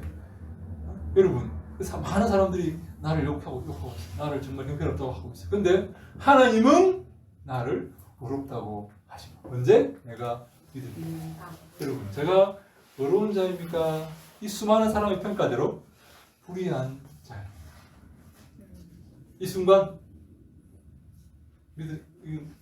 의로운 자가 맞는 게 하나님이 내가 의롭다고 평가하시기 때문에 그렇다. 그 평가를 하나님의 그 평가를 누가 반대하고 누가 거기에 문제를 제기하겠습니까? 하나님이 나보고 어렵다고 했는데 어려운지 어렵지 않은지를 누가 판단합니까? 하나님이 판단. 그럼 저기서는 유보를 해놨다는 거는 네. 그럼 저기는 행위하고 가까운 거 아니에요? 그렇죠. 맞아요. 그렇죠. 제가 바로 그 얘기를 하고 싶은 그러면 거예요. 그거는 비진리죠. 그렇죠. 제가 볼 때는 이게 비질. 이게 비질. 잘못된 주장. 근데 목사님, 아니 교수님, 예? 만약에 예? 그 이신칭의 그 은혜를 입었음에도 불구하고 예? 그 우리가 살다가 정 하나님 말씀하고 반대의 삶을 살 때 물론 이제 질책이 오기도 하시지만 정말 그 하나님의 말씀에 의해서 위배되는 삶을 살 때 그때 그 친이는 없어지지 않지만 네. 단순히 그럼 거기서 하나님의 경책하심 정도인가요? 네, 그렇죠. 근데 보세요. 근데 이제 우리가 그 요한은 이렇게 말합니다. 하나님께로 나온 자마다 죄를 짓지 않는다. 그렇게 말해요. 놀라운 재주이죠. 하나님께로 나온 자마다. 여러분 그런 말씀 있는지 기억하십니까? 네. 저는 잘 모르거든요. 저는 화요가 여기 있는데 여러분. 요한일서 5장. 네, 맞아요. 네, 맞습니다. 네, 우리 용 목사님 맞습니다. 네, 똑똑하십니다. 네. 여러분 그 하나님께 나온 자마다 죄를 짓지 않아요? 네. 확실합니까? 그렇지 않죠. 그리고 열매가 좋잖아요. 예수님께 붙어 있는 나무는 네. 가지는 네. 열매를 좋은 열매를 맺는다고 하는데 근데 믿는다고 하면서 뭐 악한 길로 계속 가는 거는 그건 진짜 믿는 게 아니죠. 네, 하나님께 난 자마다 난 죄를 짓지 않는다는 그 죄를 짓다 할 때 그 시제가 현재 시인데 현재 시는 반복적인 행위를 말해요. 다시 말해서 아, 같은 죄를 의도적으로 반복적으로 짓는 걸 말해요. 같은 죄를 의도적으로 하나님을 대항하여서 반복적으로 짓는 걸 말해요. 여러분 실수로 짓는 죄를 말하는 게 아니에요. 네, 그러니까 그 뭐가 하나님 말씀에 입에된 줄 알면서도 자기적인 해석을 해서 이렇게 예를 들어서 지금 요즘 그 성소수자 같은 케이스가 있잖아요. 그러니까 심지어 신학까지 하고 목회자까지 하는데도 그 제 3의 성이라 나는 이제 본질적으로 이렇게 태어났다 하면서 그 길을 걸어요. 네, 그렇죠. 그러면은 그게 우리가 알고 있는 성경 말씀에서 하나님은 제 3의 성을 만들지 않았잖아요. 그렇죠. 그럼 제가 볼 때는 그러니까 이것이 지속된다면 네. 제가 볼 때 그 사람이 구원받았는지 확인해봐요. 그죠? 그 사람은 목사라고요? 아무 상관없습니다. 근데 처음에 이제 예수님을 그치. 믿었다고 했단 말이에요. 믿어서 신학까지 한 거죠. 그 삶의 체험도 있는데 네. 근데 그 부분에 대해서는 끊지를 못하. 알고 그 측정이가 있는 것처럼 측정이 있어. 그러니까 그게 유보적 정의론에 있어서도 이제 물론 하나님께서는 그런 거 최종적인 사안에 가서 예를 들어서 우리가 자녀들이 어긋난 길로 가면 스스로 패서라도 왜 바른 길로 가게 하듯이 하나님께서는 그렇게 마지막까지도 계속 견인을 하시는 거를 우리가 알 수가 있는데 이 과정 중에서 그렇죠. 그것을 하나님께서 어떻게 이제 우리가 해석을 해줘야 돼? 마지막까지 그를 진정 사랑하신다면 구원하셨다면 하나님께서 사실 근데 이 구원이 하나님께 속한 것이기 때문에 우리가 이 사람이 구원받았는지 하지 않았는지 이렇게 판단하지는 못해요. 근데 목회자가 되었으면 신앙 고백을 했지 않겠느냐 그렇게 말하는데 사실 그것도 아니에요. 그것도 당시 바리새인과 사두개인은 정말 종교 지도자들이지만 그들은 구원받지 못한 독사의 자식들이거든요. 근데 진정 하나님께서 그를 구원하셨다면 하나님께서 견인하시겠죠. 이끌고 가시겠죠. 뭐 두들겨 패시든지 해서. 근데 아까 요한이 말했던 것처럼 같은 죄를 의도적으로 하나님께 대항하여서 반복적으로 짓는다면 그런 하나님께로 난 자가 아니라는 거예요. 하나님께로 난 자는 그 죄를 반복하지 실수로 죄를 지을 수 있지만 반복할 수 없다는 거예요. 마틴 루터가 이런 말을 합니다. 마틴 루터가 새가 지나다가 머리 위를 지나가다가 똥을 이렇게 쌀 수 있다는 머릿속에 머리 위에다가. 근데 그건 어떻게 할 수 없다는 거예요. 머리에 이렇게 들어오는 생각은 실수로 이렇게 들어오는 생각은 어떻게 할 수 없는데 새가 내 머리 위에 둥지를 짓고 있다면 그걸 어떻게 막을 수 있다는 거예요. 막아야 된다는 거예요. 그죠? 둥지를 짓고 있는데 그걸 막지 않고 가만히 있다면 그거는 그런 문제가 있다는 거예요. 새가 내 머리 위를 지나면서 똥을 이렇게 싸는 것을 우리가 어떻게 하겠느냐. 우리가 실수로 죄를 지을 수 있어요. 넘어질 수 있어요. 그러나 고의적으로 하나님을 대항하여서 그 명령을 계속 거부하고 하나님과 대입하고 하나님을 등지고 하나님이 싫어하시는 그 죄를 계속 반복적으로 짓는다? 그건 하나님께로 난 자가 아니라고 봐야 되는 거예요. 제가 볼 때. 물론 최종적인 판단은 하나님께서 하십니다. 하나님 하시지만 그래서 여러분 아까 이렇게 좋은 질문들을 많이 하셨는데 그래서 이 신해산 언약을 우리가 의를 얻기 위해서 우리가 모든 노력과 율법을 다 613가지의 율법을 다 지켜야 되지만 다 지킬 수가 없죠. 다 지킬 수가 없습니다. 그래서 불의의 의를 얻을 수가 없어요. 율법을 지켜서 의를 얻을 수가 없어요. 바울이 가면 율법을 준행하여서 의를 얻을 사람이 한 사람도 없습니다. 그래서 어떻게 의를 얻습니까? 어떻게 의롭다고 칭함을 받습니까? 믿음으로 칭함을 받는다는 거예요. 바울이 그래서 이신칭이라는 이렇게 얘기해요. 믿음으로 칭함을 그 중요한 게 뭔가면 의롭다고 칭함을 받는 겁니다. 아멘. 하나님이 우리를 의롭다고 하신 거예요. 그죠? 아멘. 실제로 내가 의롭습니까? 주님 보시기에 의롭습니까? 어떻습니까? 어렵지 않습니다. 그죠? 어렵지 않아요. 그 내가 더 잘 알아요. 내가 어렵지 않다는 것을. 그러나 하나님은 우리를 어렵다고 불러주시는 거예요. 아, 네. 어렵다고 말씀해 주시는 거예요. 그런데 이 선언이 저는 가장 중요한 선언이라고 생각을 하는 거예요. 하나님이 어렵다고 하셨다면 누가 우리를 대적하겠습니까? 누가 내가 어렵지 않다고 주장하고 말하겠습니까? 하나님이 어렵다고 하셨는데 왜 중간에 탈락한다는 그런 말을 하냐는 거예요. 그렇지 않습니다. 하나님이 붙들고 있다면 이 손에서 우리를 빼앗을 자가 있습니까?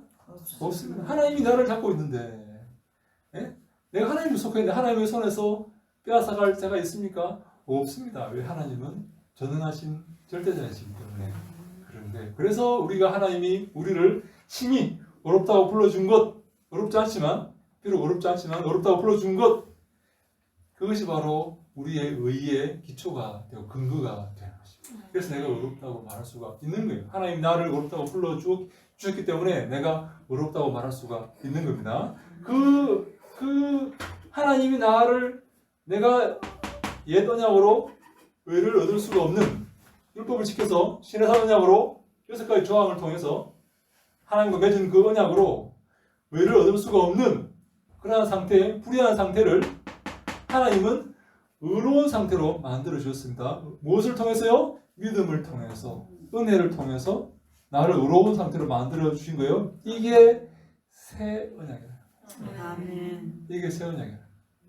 옛 언약은 내가 실패했습니다. 얻을 수가 없어요. 의를 얻을 수가 없어요. 하나님이 그러한 우리에게 새로운 언약을 주신 겁니다. 새로운 언약을 나와 하나님 사이에 체결하셨습니다. 그것이 바로 예수님과 체결한 새 언약인데 바로 믿음으로 선물로 우리에게 언약을 구원을 주시겠다고 선물로 구원을 주시겠다고 말씀하신 건데요. 우리 새 언약에 대한 그 정보가 새 언약의 내용이 가장 잘 드러난 곳이 예레미야 31장 31절로 34절 말씀. 새 언약의 정보, 구약의 새 언약 정보가 예레미야 30장에 잘 나타나 있고 신약에는 고린도전서 11장에 나타나 있는데 우리 나중에 한번 찾아보고 일단 예레미야 31장 31절로 34절 말씀을 한번 같이 읽어볼까요? 우리 누가 한번 우리 유 목사님 한번 읽어주세요. 네. 여호와의 말씀이니라 보라 날이 이르리니 내가 이스라엘 집과 유다 집에 새 언약을 맺으리라. 이 언약은 내가 그들의 조상들의 손을 잡고 애굽 땅에서 인도하여 내던 날에 맺은 것과 같지 아니할 것은 내가 그들의 남편이 되었어도 그들이 내 언약을 깨뜨렸습니다. 여호와의 말씀이니라. 그러나 그날 후에 내가 이스라엘 집과 맺을 언약은 이러하니 곧 내가 나의 법을 그들의 속에 두며 그들의 마음에 기록하여 나는 그들의 하나님이 되고 그들은 내 백성이 될 것이라. 여호와의 말씀이니라. 그들이 다시는 각기 이웃과 형제를 가리켜 이르기를 너는 여호와를 알라 하지 아니하리니 이는 작은 자로부터 큰 자까지 다 나를 알기 때문이라. 내가 그들의 악행을 사하고 다시는 그 죄를 기억하지 아니하리라. 여호와의 말씀이니라. 아멘. 네, 이거 중간에 보니까요. 그날 후에 내가 이스라엘 집과 맺을 언약은 이러하니 곧 내가 나의 법을 그들의 속에 두며 그들의 마음에 기록하여 나는 그들의 하나님이 되고 그들은 내 백성이 될 것이라. 내가 내 법을 그들의 마음 가운데 두어서 그들이 그 법을 어기지 않도록 하겠다는 것입니다. 다시 말해서 선물로 내가 그들을 의롭게 하겠다는 것입니다. 이것은 그들이 지켜서 되는 게 아니라 내가 이것을 그들의 마음에 두어서 그들로 지키게 하겠다는 거예요. 다시 말해 선물로 주겠다는 것입니다. 이게 선물이라는 거예요. 선물. 이신칭이 은혜로 믿음으로 은혜로 선물로 내가 그들에게 의롭다함을 주겠다고 이렇게 주겠다고 이 예레미야를 통해서 그렇게 말씀을 하십니다. 예레미야를 통해서 그렇게 말씀을 하시는데요. 우리 한번 성경책 고린도전서 11장 23절 한번 찾아볼까요? 고린도전서 11장 1번 성경 한번 찾아봅시다. 고린도전서 11장 23절로 26절 말씀. 고린도전서 11장 23절로 26절 말씀. 우리 유명한 성만찬 말씀이죠. 성만찬 주의 만찬 말씀입니다. 주의 만찬에서 예수님께서 새 언약을 말씀하십니다. 누가 한번 읽어 주시죠. 내가 너희에게 전한 것은 주께 받은 것이니 곧 주 예수께서 잡히시던 밤에 떡을 가지사 축사하시고 떼어 이르시되 이것은 너희를 위하는 내 몸이니 이것을 행하여 나를 기념하라 하시고 식사 후에 또 그와 같이 잔을 가지시고 이르시되 이 잔은 내 피로 세운 새 언약이니 이것을 행하며 마실 때마다 나를 기념하라 하셨으니 너희가 이 떡을 먹으며 이 잔을 마실 때마다 주의 죽으심을 그가 오실 때까지 전하는 것이니라. 아멘. 네, 이게 피의 말씀, 소위 잔의 말씀입니다. The saying of cup이라고 합니다. cup saying이라고 합니다. 잔의 말씀. 그리고 떡의 말씀이 있고 잔의 말씀 두 가지 말씀이 있죠. 이 떡의 말씀은 이것은 내 몸이니 나눠 먹으라는 말씀이고 잔의 말씀은 cup saying, 잔의 말씀은 이것은 내 피니 마시라 하는 그 말씀이죠. 예. 여러분 성만찬에 두 가지 말씀이 있죠. 예. 이것은 떡을 뗄 때 나누는 말씀, 떡의 말씀, 그리고 잔을 마실 때 나누는 말씀, 잔의 말씀. 여러분 성만찬 안 해보셨어요? 다 해보셨죠? 예. 자, 다 해보셨습니다. 네, 그래서 이 잔의 말씀에 보면 이렇게 말되어 있습니다. 이렇게 되어 있어요. 이 잔은 우리 25절에 식후에 또한 그와 같이 잔을 가지시고 이르시되 이 잔은 내 피로 세운 새 언약이니. 예수님 피로 새 언약을 세웠다. 예수님 피로 우리를 구속하시고 우리 죄를 용서하시고 내 죄를 용서하시고 언약을 세웠다. 이게 예수님 피로 내 죄를 용서해 주신 이 언약, 이게 새 언약이다. 새 언약. 다시 말해 내가 노력해서 얻은 것이 아니라 내가 노력해서 쟁취한 게 아니라 은혜로 예수님 피로 은혜로 선물로 주신 이 언약, 이게 새 언약이라는. 여기 새 언약. 우리는 여러분 옛 언약 안에서 율법을 어기면서 벌 받으면서 이렇게 살겠습니까? 새 언약 안에서 사시겠습니까? 새 언약에서 새 언약 안에서. 대답이 쉬운지 않습니까? 생각해봐야 돼. 집에 한번 생각해 보실래요? 네, 새 언약 안에서 살아야 됩니다. 네, 새 언약. 예.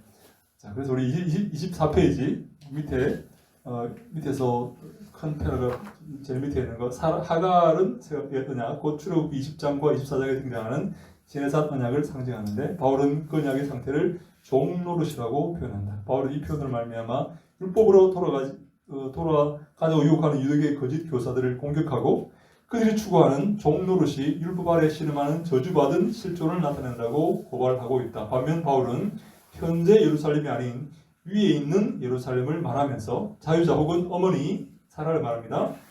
그것을 바로 언약을 어머니로 묘사하고 있다. 그래서 26절에 오직 위에 있는 예루살렘은 자유자니 곧 우리 어머니라. 어머니는 사라를 그렇게 의미하는 거죠. 바울은 갈라디아 교인들이 자유자이고 사라의 약속의 자손이며 위에 있는 새 예루살렘의 새 언약의 백성이라고 선언한다. 27장 27절 28절 같이 읽습니다. 시작. 기록된 바 잉태하지 못한 자여 즐거워하라. 상고를 모르는 자여 소리질러 외치라. 이는 홀로 사는 자의 자녀가 남편 있는 자의 자녀보다 많음이라 하였으니 형제들아 너희는 이삭과 같이 약속의 자녀라. 아멘. 요 묘사가 바로 사라를 묘사하는 겁니다. 잉태하지 못한 자여 즐거워하라. 사라를 말해요. 상고를 모르는 자여 소리질러. 사라는 상고를 잘 모르죠. 왜 아이를 낳아본 적이 없으니까. 이삭을 낳기 전까지 아이를 낳아본 적이 없죠. 그래서 상고를 모르는 자의 소리질러. 홀로 사는 자의 자녀가 바로 사라를 남편 있는 자의 자녀를 말합니다. 이렇게 말합니다. 근데 한 가지 더 문제가 뭔가 하면 이 옛 언약, 신해산 언약, 종의 언약, 이스마엘과 연관이 있고 옛 언약과 연관이 있고 불의와 관련된 이 옛 언약에 속한 자들이 이스마엘이 이삭을 핍박했듯이 옛 언약에 속한 자들이 새 언약에 속한 자들을 핍박한다. 이스마엘이 이삭을 핍박했죠? 네. 희롱했죠, 그죠? 네. 기억나십니까? 네. 그처럼 옛 언약에 속한 자들이 새 언약에 속한 자들을 핍박하게 되어 있다라고 지금 이렇게 말을 하고 있습니다. 그리고 바울은 이삭이 이스마엘에게 박해를 받은 것 같이 지금 이 땅에서도 새 언약의 자녀들이 육체를 따라 난 자들에게 옛 언약의 자녀들에게 박해를 당한다고 한다.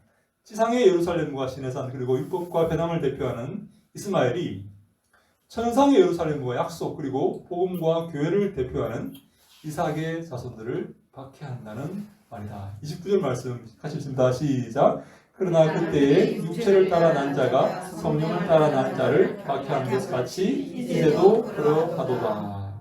네, 여러분 그래서 우리 그 케고르는 이런 말을 합니다. 제가 케고르의 사상을 100% 따르지 않지만 기독교인의 표지는 기독교인임의 증거는 고난과 박해이다. 그렇게 말해요.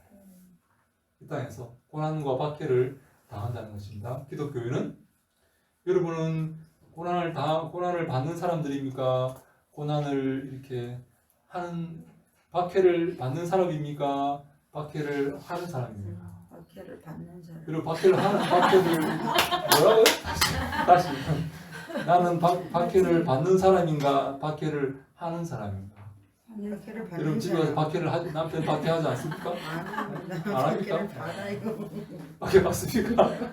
박해 받고 있습니다. 박해 받고 있습니까? 아이고 참.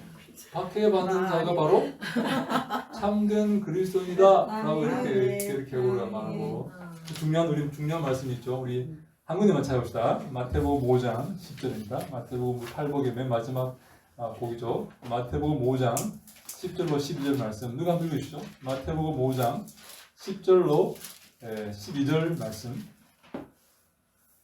예, 중요한 이 말씀입니다. 마태복음 5장 10절로 12절 말씀 누가 한번 읽어주시죠? 의를 위하여 박해를 받은 자는 복이 있나니 천국이 그들의 것이니라. 나로 말미암아 너희를 욕하고 박해하고 거짓으로 너희를 거슬러 모든 악한 말을 할 때에는 너희에게 복이 있나니 기뻐하고 즐거워하라. 하늘에서 너희의 상이 큽니다. 너희 전에 있던 선지자들도 이같이 박해하였느니라. 아멘. 예언자들이 이 길을 걸었다는 거예요. 박해받는 길. 박해를 하는 게 아닙니다. 박해 받는 거 받아야 됩니다. 여기서는 박해 받고 집에 가서는 박해하고 기회가 생기는 대로 박해를 하고 그러면 안 됩니다. 박해를 받는 겁니다. 박해를 받는 자가 을을 위하여 박해를 받고요. 불의를 박해합니다. 불의를 박해합니까? 네, 불의. 예, 오케이. 자, 불의는 잘 모르고 의가 아까 이렇게 그 뭡니까? 의가 아까 하나님이 아까 했던 말을 한번 기억하면 하나님이 의로우시려면 어떻게 해야 되신다고요? 지키시고 이스라엘 백성을 지키시고 보호하신다 말이에요. 보호하시고 우리가 의로우려면 말씀대로 어떻게 해야 된다고요? 순종하게 말씀대로 순종하고 말씀을 잘 복종하는 이게 어렵죠, 그죠? 네. 의를 위해서 그 의를 위해서 말씀대로 순종하고 말씀대로 복종하고 네. 말씀대로 살기 위해서 애쓰고 노력하다가 박해를 받아요. 박해. 박해를 아멘. 말씀대로 살려고 하면 박해를 박해를 받아요. 받아요. 이스마엘이 박해한다. 이삭을 박해하듯이 의를 위해서 하나님과 바른 관계, 하나님께 의롭다함을 얻기 위해서 하나님 말씀을 순종하기 위해서 노력하면 박해를 받게 되는데 그 사람이 복이 있다는 거예요. 네? 의를 위해서 박해를 받은 자가 복이 있다. 천국이 그들의 것입니다. 바로 그 사람이 천국 백성이라는 증거이다라고 성경이 말하고 있습니다. 그래서 여러분 절대로 박해하면 안 됩니다. 박해를 받아야 돼요. 고난을 받아야 됩니다. 그래야지 그것이 내가 천국 백성이라는 증거다 이렇게 성경이 말합니다. 더 정확하게 한 번 더 예수님께서 말씀하십니다. 나로 말미암아, 나로 예수를 믿는 것 때문에, 예수를 따르는 것 때문에, 예수를 배우는 것 때문에, 예수님과 함께 걷는 것 때문에, 예수님과의 바른 관계 때문에, 예수님 말씀에 순종하고 복종한 것 때문에 너희를 욕하고 박해하고 거짓으로 너희를 거슬러 모든 악한 말을 할 때는 너희에게 복이 있나니 기뻐하고 즐거워하라. 슬퍼하지 말고 그 박해받는 것 때문에 슬퍼하지 말고 고통스러워하지 고민하지 말고 기뻐하고 즐거워하라. 하늘에서 너희의 상이 큼이라. 그가 바로 하나님의 아들이요 하나님의 자녀이고 주님이 기뻐하시는 그러한 종이고 주님께 복을 받는 자이다. 왜냐하면 너희 전에 있던 선지자들도 이같이 이 길을 걸어갔다. 이렇게 말했습니다. 여러분 혼자 그 고난의 길을 걷는 게 아니라 믿음의 선배들이 전부 다 이 길을 걸어갔다. 믿음의 선배. 우리 앞서 갔던 그 모든 선배들이 전부 이 길을 걸었기 때문에 그 불의한 이스마엘의 자손들은 의로운 이삭의 자손들을 박해하게 이스마엘이 이삭을 박해하였듯이 그렇게 박해하기 때문에 이 박해를 이상하게 생각하지 말라라고 이렇게 선언하고 있습니다. 왜냐하면 그 결과가 뭔가 하면 30절 우리 중간쯤에 30절 나오죠. 30절 네. 우리 누가 한번 우리 이모사 한번 읽어주세요. 30절 그러나 성경이 무엇을 말하느냐? 여종과 그 아들을 내쫓으라. 여종의 아들이 자유 있는 여자의 아들과 더불어 유업을 얻지 못하리라 하였느니라. 아멘. 여종과 그 아들 여종에게 속한 율법에 속한 신의 산 언약에 속한 옛 언약에 속한 그 사람들은 유업을 받을 수가 있습니까? 없습니까? 없습니다. 유업은 누가 받습니까? 새 언약에 속한 이삭에게 속한 믿음으로 구원받는 자들에게 속한 자들이 유업을 받게 된다라고 성경이 선언하고 있는 것입니다. 믿습니까? 아멘. 아멘. 네, 그래서 우리는 그 유대교 율법으로 돌아가서는 안 된다. 그래서 31절에 결론이 나옵니다. 그런즉 형제들아 우리는 여종의 자녀가 아니요 자유 있는 여자의 자녀이다. 아멘. 갈라디아 교인들아 너희들은 종의 자녀가 아니라 자유한 사람의 자녀이다. 너희는 새 언약의 자녀이고 믿음으로 구원받은 자녀이고 은혜로 구원받은 자녀이며 하나님의 자녀이다. 라고 이렇게 바울이 선언하고 있는 것입니다. 오늘 여기까지 했는데 5장까지 했는데 4장까지 했는데 혹시 여러분 혹시 질문 있습니까?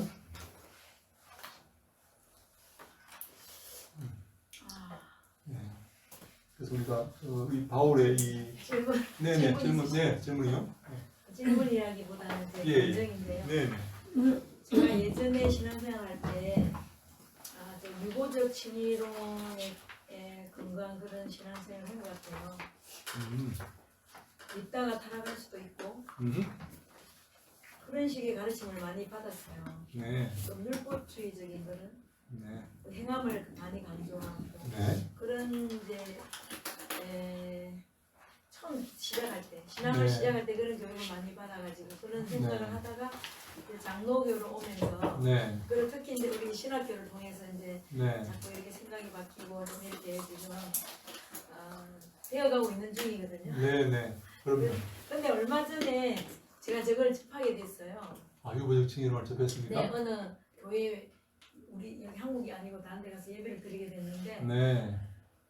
그런 식의 내용의 설교를 하시면서 장로교를 엄청 치는 거예요. 네. 네. 우리 대한민국은 장로교가 무너져야 살아난다. 네. 그러면서 네. 장로교가 다 망쳐놨다. 그러면서 아까 목사님 교수님 말씀 중에 네. 구원받았기 때문에 내 마음대로 산다. 그렇게 해석을 하시더라고요. 네. 근데 이제 사실은 우리 교수님들 우리 지금 교수님들의 조지신학도 그렇고 우리 교수님의 강의를 들으면 사실은 그게 아닌데 네, 아니죠. 네, 내가 어렵다함을 받고 은혜를 받았기 때문에 더 말씀대로 살고 그렇죠. 더 그렇게 의를 쫓아간다는 그렇죠. 게 맞는데 그걸 그렇죠. 막 싸잡아가지고 막 이렇게 이렇게 저기 정죄를 하더라고요. 네. 그래서 그걸 제가 접하게 되면서 와 어떻게 저렇게 말할 수가 있을까. 네. 통째로 싸잡아서 싸잡아서죠. 네. 도매급으로 그죠? 네. 네. 그러더라고요. 그렇지 않죠. 우리가 구원을 이렇게 정통 칼빈주의 그 예정론과 그런 성도의 견인은 우리가 넘어져도 결코 낙심하지 말고 하나님은 우리가 이렇게 고난받고 어려움을 당하면 구원에 탈락하는 게 아니라 하나님께서 반드시 한번 구원받은 자는 붙들고 가신다. 결코 포기하지 않으신다. 너희는 하나님 백성이다. 그러니까 마귀의 공격 앞에서 굴하지 말고 두려워하지 말고 겁내지 말고 낙심하지 말고 끝까지 믿음 붙들고 예수 그리스도의 뒤를 따라가라. 너희들은 구원받은 자녀이기 때문이다. 라고 하는 식 칼빈 예정론이거든요. 그런 방법으로 써야지 되는 거지. 물론 일부 그런 사람이 있겠죠. 구원받았기 때문에 내 마음대로 살겠다. 그거는 잘못된 구원론입니다. 그런 네. 구원론 없습니다. 내가 구원받았습니까? 성도의 견인은 하나님이 견인하신다는 이끄신다는 이렇게 이끌고 가신다는 것은 그 견인은 내가 내 실수와 잘못과 내 부족과 그리고 마귀의 공격 아래에서 결코 하나님의 손에서 아무도 나를 빼앗을 수가 없다는 그 믿음으로 끝까지 그리스도의 뒤를 따르라고 그 견인 교리를 말하고 있는 것이죠. 그래서 결코 이 구원은 한번 시작된 구원은 포기할 수가 없다. 하나님께서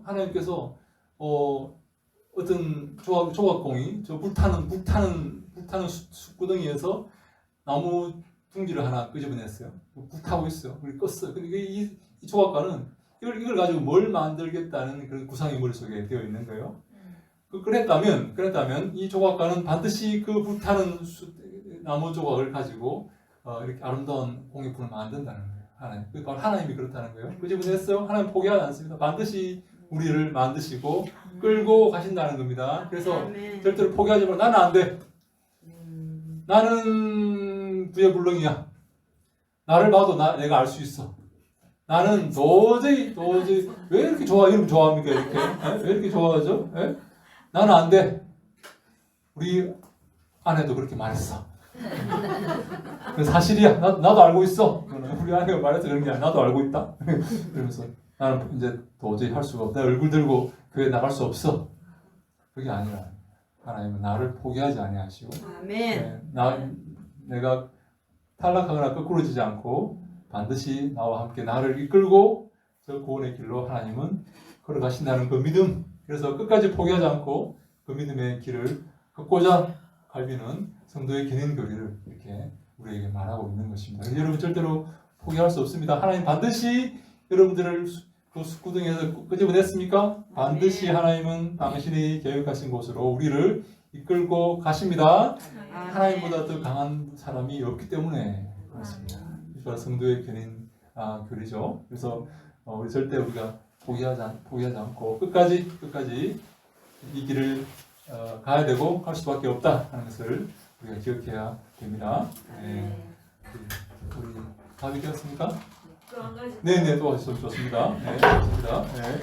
하나님께로도 난 자는 뭐 이렇게 말씀하셨죠. 네네. 시제 이야기를 하셨잖아요. 네네. 시제. 예, 그 우리 편에서는 시제가 현재를 항상 현재를 중요하게 여기고 그렇죠. 현재를 잘 살 때 미래도 보장되는데 네. 하나님의 시제는 과거, 현재, 미래 시제에 대해서 조금 말씀.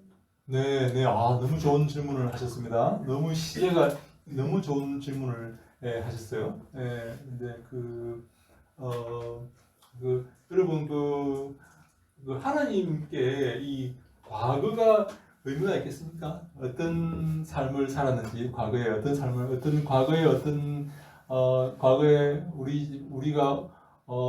우리 할아버지가 주기철 목사님이야. 우리 할아버지가. 예? 우리 할아버지가 손양원 목사님이라고 나를 무시하지 마. 이 하나님께 의미가 있겠습니까? 아무런 의미, 아무런 의미. 혈통과 육정으로 태어나는 게 아니에요. 네, 하나님의 은혜로 태어나는 것입니다. 그래서 하나님의 시제는 제가 볼 때는 네. 미래입니다. 미래. 미래. 우리는 미래를 기억해야 됩니다. 우리의 시제는 현재입니다. 현재. 현재. 현재를 바라봐야 돼요. 현재 여러분 어떻게 살고 있습니까? 과거를 생각하면 안 돼요. 현재를 바라봐야 됩니다. 현재 내가 잘못된 관습으로 죄를 반복하고 있는지 네. 그걸 바라봐야 돼요. 그리고 우리는 주님께서 우리를 이끄시고 갈 그 미래를 항상 미래를 바라보며 미래를 지향하며 나아가야 되겠다 합니다. 여러분 과거는 아무런 과거를 패배자는 항상 과거를 말합니다. 과거에 내가 과거에 얼마나 잘 나갔는지 알아? 내가 누군지 알아? 이거 아무 소용없습니다. 과거를 바라보지 않고 현재 나의 삶을 바라보고 미래의 주님께서 이루실 그 아름다운 모습을 기억하면서 그 걸음을 한 걸음 한 걸음 걸어가셔야 된다. 그런 말씀을 제가 드리겠습니다.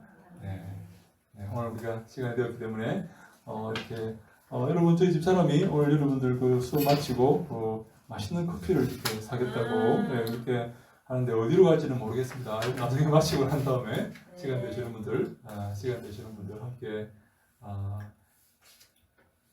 차 한잔 하시러 가면 좋겠습니다. 네, 우리 한번 기도합시다. 기도 한번 하고 마칩시다. 우리 오늘 또 이렇게 바울의 이 이신칭의 복음과 이것들을 이렇게 여러 가지로 바울이 해석한 그런 우리가 내용을 공부하였는데 우리가 믿음의 삶을 살아가고 믿음의 삶이 되고 주님이 기뻐하시는 그 길을 걷게 하여 주시옵소서. 우리의 삶에 은혜가 넘치게 하시고 우리의 삶에 믿음이 넘치게 하시고 우리의 삶에 예수 그리스도의 형상이 넘치는 아름다운 삶을 살게 하여 주시옵소서. 그래서 우리의 삶을 통해 하나님께 영광을 돌리고 주님께 칭찬받는 아름다운 삶을 살아가는 저희들 다 되게 해 주시옵소서. 우리 한번 주여 외치고 기도합니다. 주여! 아버지 하나님 도우시고 인도하여 주시옵소서. 주님이 기뻐하시는 아름다운 삶을 살아가는 저희들 다 되게 하여 주시옵소서. 사랑하는 종들과 함께 하시고 은혜를 다하시고 힘을 다하여 주시옵소서. 주님께 영광 돌리는 삶을 살아서 주님께 칭찬받는 우리 모두가 다 되게 하여 주시옵소서. 율법으로 사는 것이 아니라 아버지와 옛 언약으로 사는 것이 아니라 새 언약의 삶을 살게 하여 주시옵소서. 은혜의 삶을 살게 하여 주시옵소서. 믿음의 삶을 살게 하여 주시옵소서. 인도하여 주시옵소서. 붙잡아 주시옵소서. 아버지여 도와 주시옵소서. 함께하여 주시옵소서. 주여 붙잡아 주시옵소서. 함께하시고 인도하여 주시옵소서. 주님 도와 주시옵소서. 우리 한 번 더 기도할 때 하나님 저희들 아버지 갈라디아서를 통해서 바울의 그 심정과 바울의 그 신칭의 복음 그리고 바울의 그 신학을 공부하는데 주님 저희들이 이 신학들을 바울의 신학을 잘 배워서 이 신학을 땅에 전파하고 바울을 본받아서 주님이 기뻐하시는 귀한 사회 감당하는 우리 모두가 다 되게 해 주시옵소서. 하나님 저희들 무능하고 또한 많은 어려움이 있지만 이 어려움을 해치고 어려움을 굴복하지 않고 어려움을 해치고 주님이 기뻐하시는 그곳까지 무사히 잘 도달할 수 있도록 주여 축복하여 주시옵소서. 한번 우리 주여 외치고 기도하고 윤 목사님 기도하시고 마칩니다. 주여 외치고 기도합니다. 주여 아버지 하나님 감사합니다. 바울의 신앙을 공부하게 하시니 감사합니다. 주님이 기뻐하시는 귀한 사역을 감당하는 우리 모두가 다 되게 해 주시옵소서. 은혜로 함께 하시고 축복하여 주시옵소서. 붙잡아 주시옵소서. 잘 준비하여서 사역을 감당하여서 주님께 영광 돌려 우리 모두가 아버지여 다 되게 해 주시옵소서. 아버지여 도와 주시옵소서. 아버지여 축복하여 주시옵소서. 아버지 붙잡아 주시옵소서. 주님이 사랑하는 귀한 아사를 감당하여서 주님께 영광 돌리게 하여 주시옵소서. 축복하여 주시옵소서. 붙잡아 주시옵소서. 저희들 도우시고 함께 하시고 인도하여 주시옵소서. 저희들 붙잡아 주시고 우리 모든 삶을 통해 우리 모든 삶과 성김을 통해 영광 받아 주시옵소서. 아버지 함께 하시고 인도하여 주시옵소서. 주님 붙잡아 주시옵소서. 할렐루야. 사랑의 주님 감사합니다. 아버지 참으로 아버지 바울 쓰신 갈라디아서 말씀이 우리가 스스로 우리가 읽고 아버지 우리가 해석하기에는 너무나 쉽지 않은 말씀을 우리 아버지 교수님을 통하여 알아듣기 쉽게 이해하기 쉽게 이렇게 풀어주시고 아버지 우리에게 은혜를 주시니 감사합니다. 하나님 우리가 아버지 하나님이여 우리의 아버지 우리의 정체성을 잘 알고 있습니다. 그러나 좋으신 아버지께서 우리를 한량없는 은혜로 아버지 은혜로 은총으로 우리를 불러주시고 의롭다 하시며 아버지 하나님이여 언약의 자녀로 하나님의 자녀로 아버지 삼아주신 주님을 찬양합니다. 아버지 이 큰 은혜를 우리가 받았사오니 우리가 어떤 삶을 살아야 되겠나이까. 그 말씀을 깨닫게 하심을 감사합니다. 주님을 더 사랑하게 하여 주시옵소서. 주님을 사랑하기 때문에 우리는 아버지 순종하며 말씀대로 사는 우리 모두가 되게 하여 주시옵소서. 이 마지막 때에 우리가 아버지 세상을 보게 하시고 사람들을 보게 하시고 무엇보다도 우리 자신들을 돌아보며 아버지 날마다 참으로 참 진리로 빛으로 아버지 우리 자신을 비추어 보며 또한 세상을 바라보며 우리가 주님의 마음으로 아버지의 마음으로 살아갈 수 있도록 하나님 은혜를 베풀어 주시옵소서. 우리 경기총신을 사랑하시고 우리 경기총신의 모든 교수님들 너무 시간 너무나 은혜스럽습니다. 너무 귀한 우리 교수님들을 보내주셔서 참 우리 하나님 모시기에 이 학교를 얼마나 기뻐하시고 얼마나 아버지 귀하게 여기실지 참으로 저는 십몇 년을 아버지 함께하면서 갈수록 그런 마음을 가집니다. 하나님 우리 모든 교수님들 또 우리 이용진 교수님 아버지 하나님 붙잡아 주시고 영육간의 강건함을 다하여 주시고 모든 사역에 기름 부어 주셔서 이 마지막 때 우리 아버지의 모든 그 뜻을 다 이루어드릴 수 있는 우리 교수님들 되게 하시고 우리 모든 학우님들도 그 교수님들의 가르침을 잘 받아서 각자 아버지 처소에서 빛을 발하며 아버지 뜻을 온전히 이루어드릴 수 있는 우리 모든 학우들 되게 하여 주시옵소서. 감사합니다. 이 시간에도 큰 은혜로 함께 하신 주님을 찬양하며 예수 그리스도 이름으로 기도드리옵나이다. 아멘. 감사합니다.